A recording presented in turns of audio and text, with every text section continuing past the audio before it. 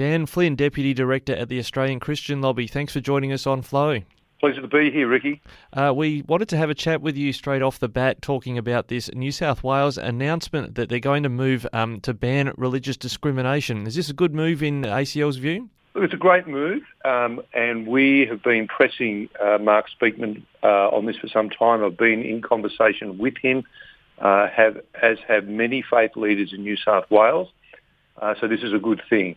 And we know that Mark Latham has proposed a religious discrimination bill that provides excellent protections for statements of belief. And it's our hope that the government, while they don't want to be seen to be picking up a One Nation bill, they'll do their own, but it better have those protections that Mark Latham has been angling for, and which has had pretty widespread support across the Parliament. And what kind of protections are those? Are we talking about parents, for instance, and what their freedoms are with their kids?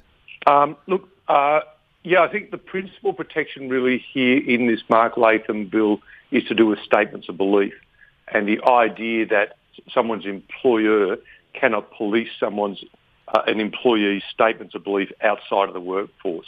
So, Ricky, if you're posting something on Facebook on the weekend and you work for a big bank, you don't want to be carpeted on Monday morning for something that you've said about your views on, marriage or some religious perspective. So that's the idea, is that people they're able to express their faith both inside and outside of the workplace. That's the main element of Mark Latham's bill. We don't know whether what is being offered here by the New South Wales Government actually has any substance, but it's an endeavour to be seen to be doing something. We can at least say that. Yeah, this brings back to mind the Falau case. Are you talking sort of like a Falau clause, like the trouble he ran into with the Wallabies for his quoting the Bible? Well, that's true. That's absolutely true.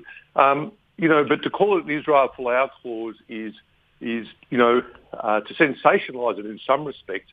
I'd probably like to call it the Ian Shepherd clause, named after an anonymous school teacher in Northern Territory who nearly lost his job because he put something on social media. So this relates to everyday Australians, anonymous Australians who want to say something about their faith.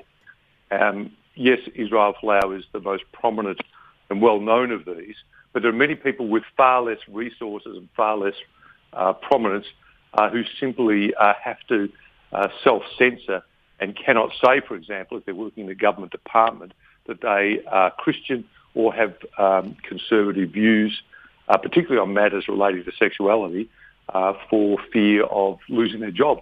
That's a major issue that I hope this bill addresses. And there's a whole tangled web of other characteristics already protected by these types of laws, but the other part of the tangled web's surely going to be if the federal government actually moves any changes on this front, as they have promised time and again. Well, absolutely true, Ricky. Here's the situation. There were 2 draft religious discrimination bills way back in October and December of 2019. And both of those drafts contain these protections to protect people's speech outside of the workplace. And Christian Porter, the then Attorney General, was saying, look, these large employers don't own people. They are free to have a life outside of work. And there was that explicit protection. We're now concerned to see that the Attorney General, the new Attorney General, Michaela Cash, seems to be signalling that this protection may not be present for statements of belief, and that's a matter that's concerning us greatly at the moment. Well, the federal election theoretically will be around May, could be sooner, but are they running out of sitting days to actually put something before the Parliament and actually pass it? They are running out of sitting days. There's probably about 6 sitting weeks left this year, 6 or 7. So the time frame is tight. But we are sensing from the Attorney General's office there is a great drive to get a bill into the Parliament, and the fuss at the moment among the stakeholders is, well, what will that bill contain? But we are sensing a fair bit of momentum to have a bill tabled. I think the government would like to be in a position to say, promise made, promise delivered, and really it's a question of what the content will be. As you say, Ricky, we're running short of sitting weeks. there may be a bill tabled. It may find itself in a Senate committee hearing stage when the election is called, and then it will probably be an issue for the election for both parties, or particularly for the Labor opposition. Do you support the religious discrimination bill that's currently before the Senate? And that may be where it ends up, given the contraction of time here. But surely it seems to me that the coalition would be fairly confident that the agitators for religious freedom reform will ultimately, through their vote, come back to the coalition before they'd come to Labor, and they probably just need to do a token effort to tick that box. Yeah, we really want to avoid a token effort, and the faith leaders that meet regularly and in person in Sydney earlier this year have all agreed that a bill must provide meaningful protection for statements of belief, and that if it doesn't, there will be trouble. And obviously the Attorney-General wants and needs the faith leaders to support this bill, and that is really what is at stake here. So it's a delicate negotiation. All you're asking for is all religions and atheists to agree on something. Exactly. Not too difficult, Rick. No, not too hard. Hey, just looking at this bill that the New South Wales Government say they're going to move, I understand, correct me if I'm wrong here, Victoria has protections on religious discrimination, but South Australia doesn't. Is that correct? There's no such law in South Australia specific on that front? Yes, South Australia and New South Wales have no such protection. Yeah, and then you've got, I know Martyn Iles has had some trouble, I think it was Perth or Hobart or maybe both, in staging events, his Truth of It talking tour. He's got one coming up in SA. Is he going to face any trouble there? Oh, I don't think so. South Australian people are beautiful, as you know, Ricky, and but look, we do know it's going to be a wonderful CBD location, and that hasn't been revealed yet, but I think there's something of the order of 1,500 people who are currently registered for that event. The venue can take 2,000 plus, I believe.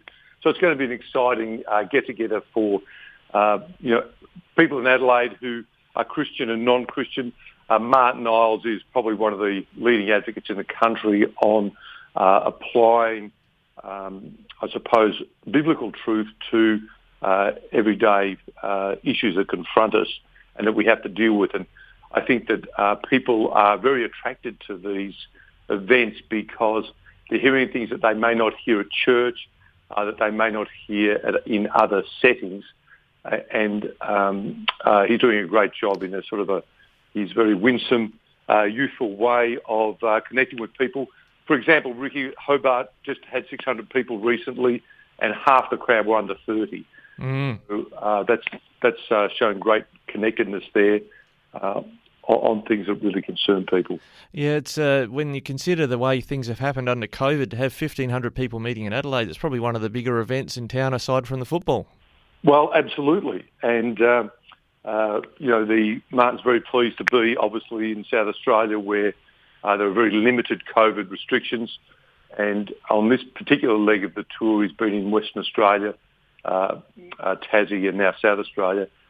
Given that the Eastern Seaboard's in a sort of a hard lockdown, definitely the place to be. So, well, we'll see if the New South Wales Government on this religious freedom front have smoked out the federal government on this. We'll see what happens the next week of Parliament. Dan Flynn from ACL, thanks for joining us. My pleasure, Ricky.